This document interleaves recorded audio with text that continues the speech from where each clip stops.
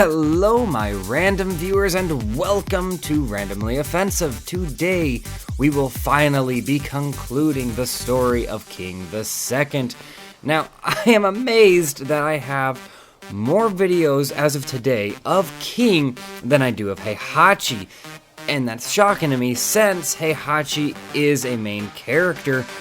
But now that I look back at it, it should not have never ever been a surprise, because there are more King-related comics because of the massive fan base that King has. There's far more stories and far more content for me to dig into and express and tell on the videos. Plus, King stories are much more fight-related than Heihachi's, meaning that there is far more details to go into it. And unlike Heihachi, where he was sidelined for at least 2 games, King had a fluid story from the first Tekken game all the way to the 7th one. So, with that being said, let's absolutely hop into today's story and finish off the story of King so that we can move on to other characters. When we last left off, there were huge moments and huge conflicts between King and Armored King. However, since then, they have been iconic rivals and have become somewhat bonded to each other as rivals. They're somewhat frenemies now, right? And so they are just consistently fighting in the ring and doing professional wrestling matches against each other, with Marduk also going up against King on some days and going up against Armored King on other days. And because of my last video causing me to stutter and hesitate consistently due to saying King and Armored King repeatedly back and forth and interchangeably, it got very confusing. So I will be referring to Armored King as AK for now on, just so that I can deliver a better storytelling experience. So, AK will win other fights, and King will win some fights. Marduk will win some and lose some as well. And so these three become incredibly iconic rivals, but they're also training like crazy. Marduk is doing his normal style of training, which is fighting anyone he can get his hands on and anyone who's accepting the challenge, and he purposefully goes up against people that he feels are stronger than himself. Armored King is just going into the middle of nowhere and doing survival training to improve his strength and then honing his skills in the ring. While King is honing his skills in the ring as well, he is also continuing his training with Lee, Julia, Kuma, and Makujin, and these guys have reached a whole new level of strength when they enter Tekken 7. And now that we are finally in Tekken 7 with King's storyline, that is where he finally breaks off from AK and Marduk and kind of goes on his own. Now, AK and Marduk are in the 7th Iron Fist tournament, but they are not a part of King's story, because Marduk and Armored King become their own entity when it comes to storyline, and when I cover their story, it's just going to be covering the Tekken 7 events. Now, back to King. King finally gets accepted into the Tekken 7 tournament, the Iron Fist tournament, and he goes, and of course, he sees all these people, these extremely good fighters, some he's never met before, and now his first round is going to be going up against Bob. Now, Bob would appear to be incredibly overweight, incredibly unfit. However, he moves as fast as Xiao Yu and Hwoarang with the nimbleness of Lee and Yoshimitsu and Kunimitsu, right? And so he just has this vicious combination of incredible speed, incredible nimbleness, with incredible power behind every strike he throws, and just incredible strength behind every strike. And so as he's fighting King, he is just flipping through the air, delivering incredibly fast-paced but yet massively strong strikes behind them, and King is rope-a-doping them away. He's blocking the majority of them. And while he's fighting Bob, he's using his legs not to attack, but to kick the legs of Bob to correct Bob's footwork. He is actually improving the fighting style of Bob. And basically what we're seeing here is a huge character arc development in King. Because as King is fighting Bob, he is not doing offensive attacks to harm Bob. He's doing offensive attacks that are moving and forcing the body of Bob to move into a better form to improve Bob's fighting style. This is a whole new form of training that King is implementing on to Bob. And this is training that he had received from Armored King, the Armored King that trained him when he was a young lad. And so with that being said, Bob's fighting style and Bob's strength and speed improves even more than what it originally was. And now the fight gets to become serious. So in a short amount of time, King has turned an already good opponent into an amazing opponent that is becoming increasingly equal with King due to King consistently forcing Bob into a better stance, improving his opponent's fighting style.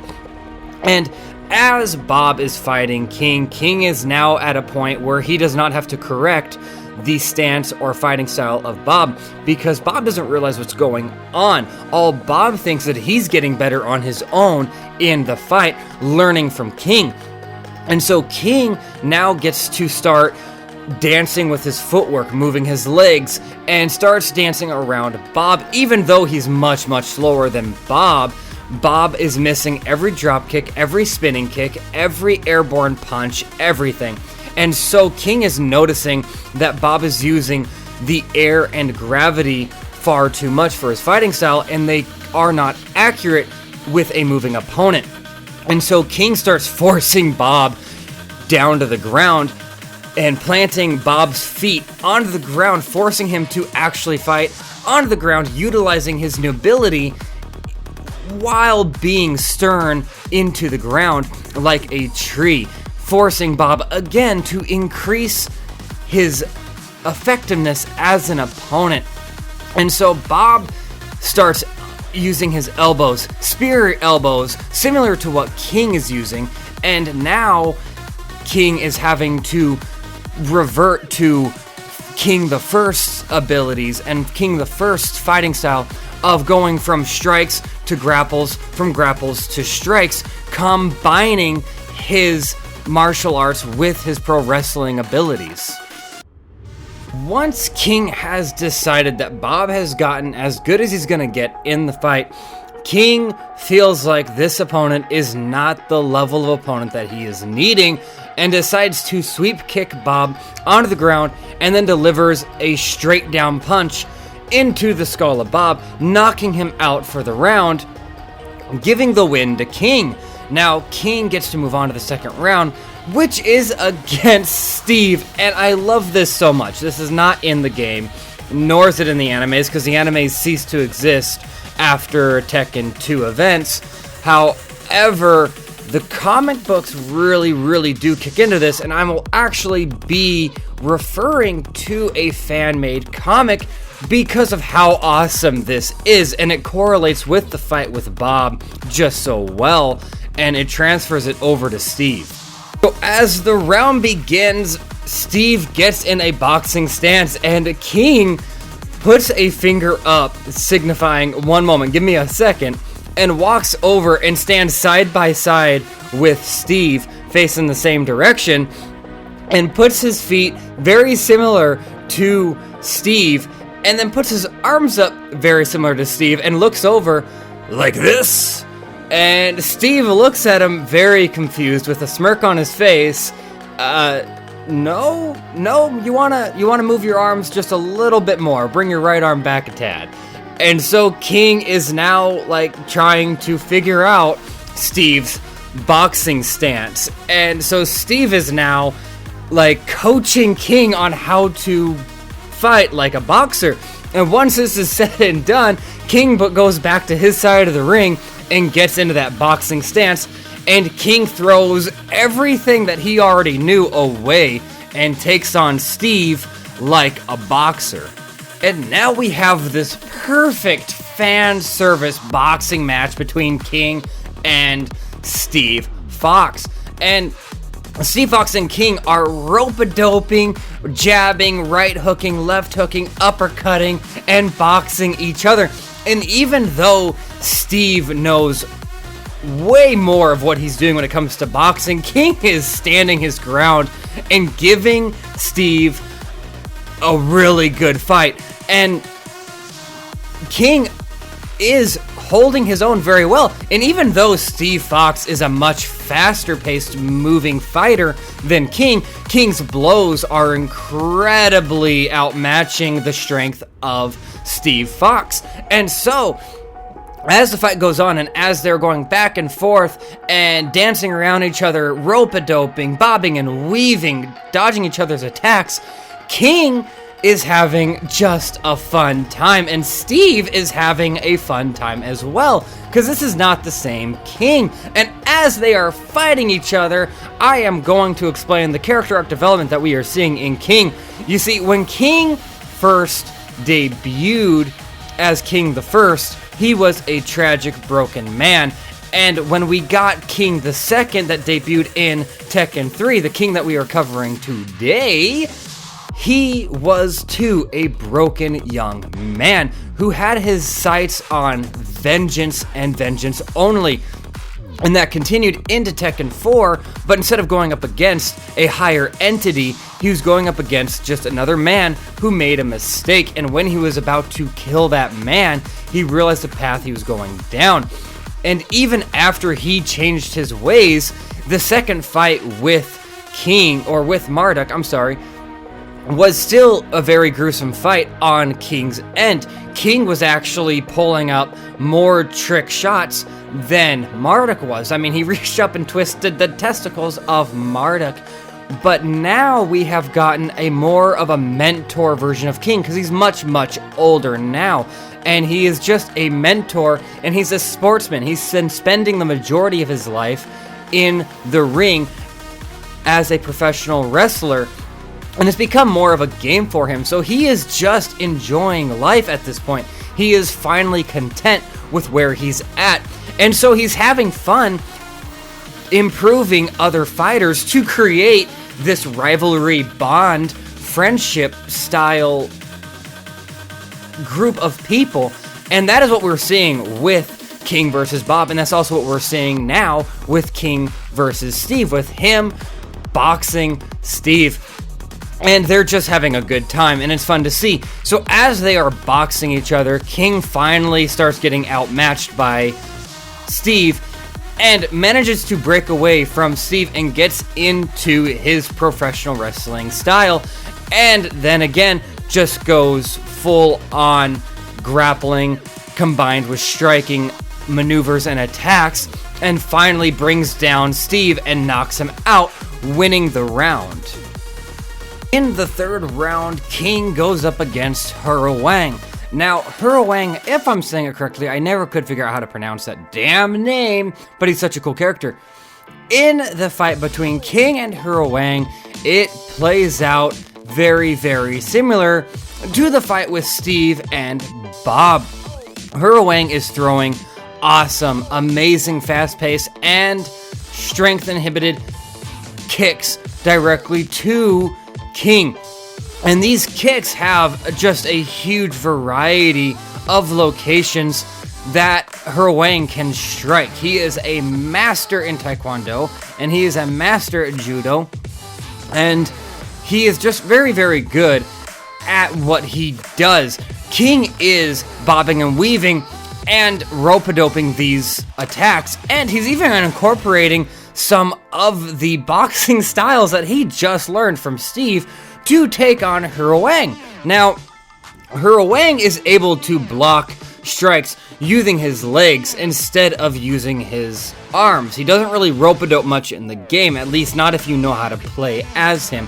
You can use his legs to bat away attacks, taking away any chance of your block being broken, which makes Hero Wang an incredibly an amazing character for defensive fighting if you're a defensive style player. Now, going back to the story, King decides that he's actually looking at Hwoarang, and he's noticing some flaws in Hwoarang's fighting style.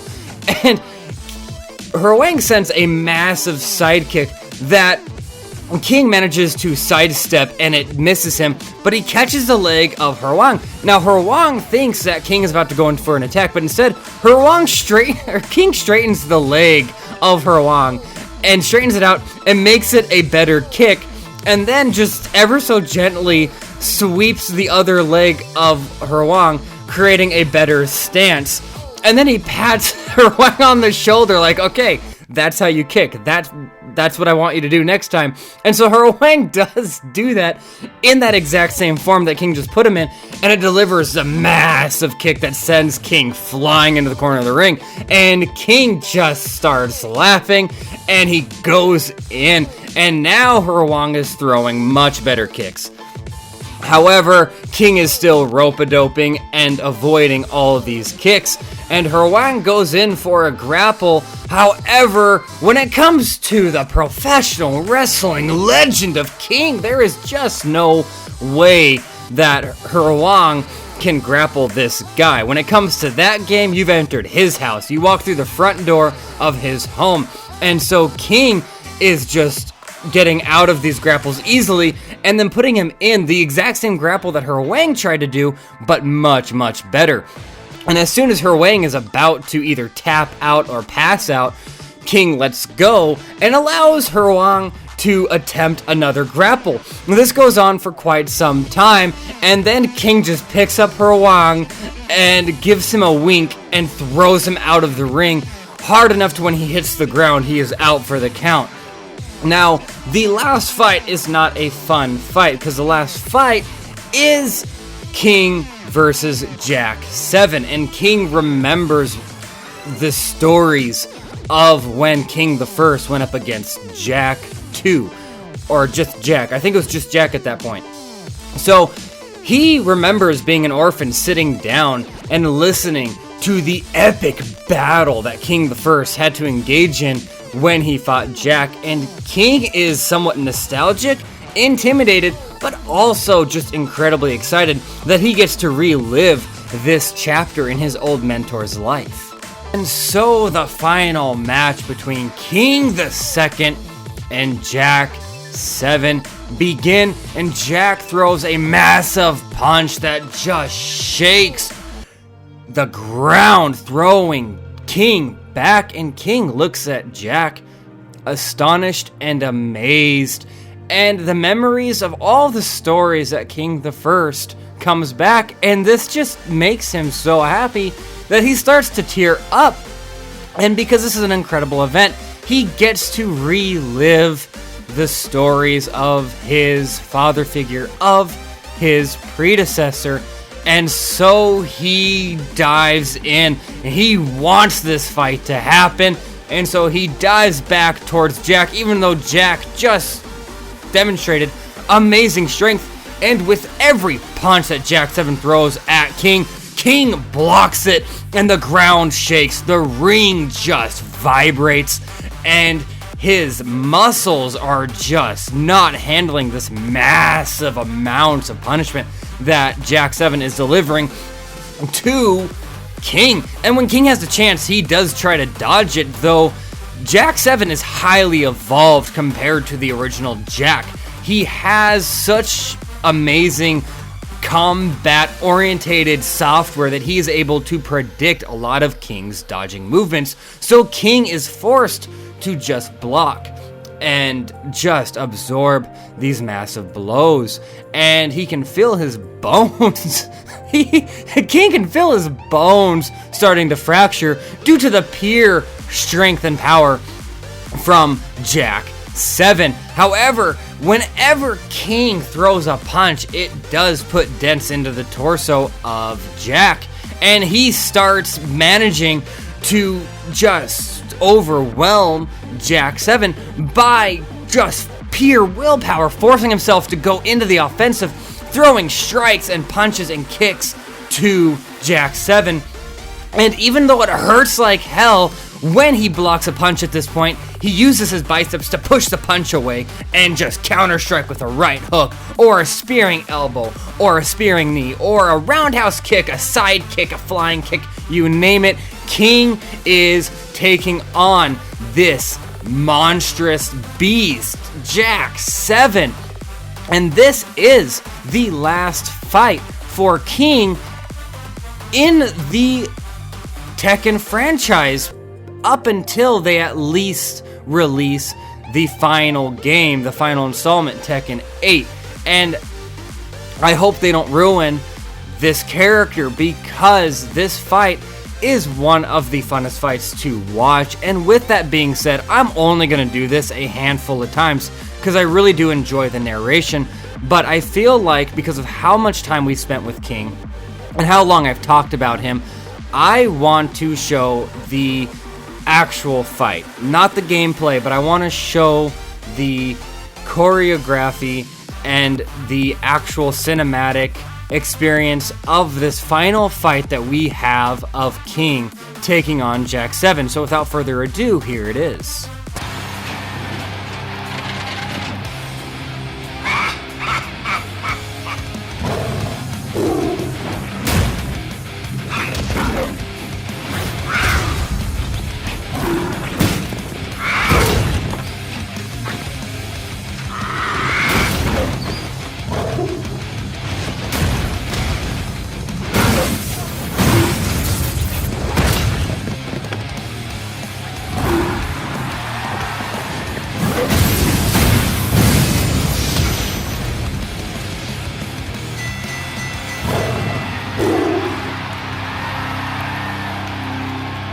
And that is the final fight that we see King having in the Tekken franchise thus so far. And hopefully you guys did not mind me doing that. I just have built somewhat of a connection with this character doing this 5-part series, and I'm building a connection with all these characters, writing all these scripts and rereading about them and re-experiencing everything that I loved about these characters. And so I wanted to give him a good send-off, showing his first fight. Now, with that being said, that is the end of King's story. So, thank you very much for listening. If you enjoyed, please do consider hitting the like and subscribe button, and maybe even sharing. It helps me out a lot. I'm a very small channel. Do not get hit by a meteor. Take care of yourselves, and bye.